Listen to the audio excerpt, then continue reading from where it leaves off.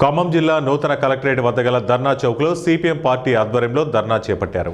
చింతకాణి మండలం పాతర్లపాడు మాజీ సర్పంచ్ సామినేని రామారావును హత్య చేసి 26 రోజులు గడుస్తున్నా నేరస్తులను అరెస్టు చేయలేదని, వెంటనే నిందితుల్ని గుర్తించి అరెస్టు చేయాలని ధర్నా నిర్వహించారు.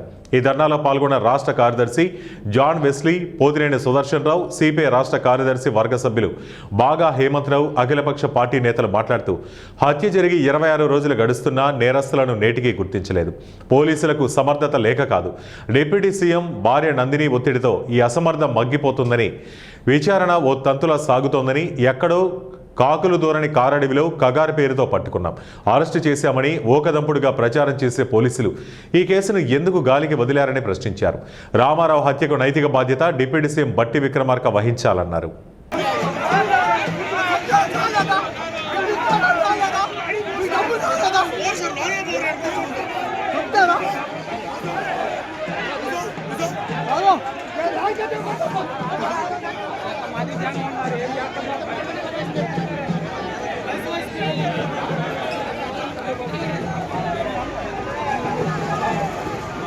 Mari, mari, mari.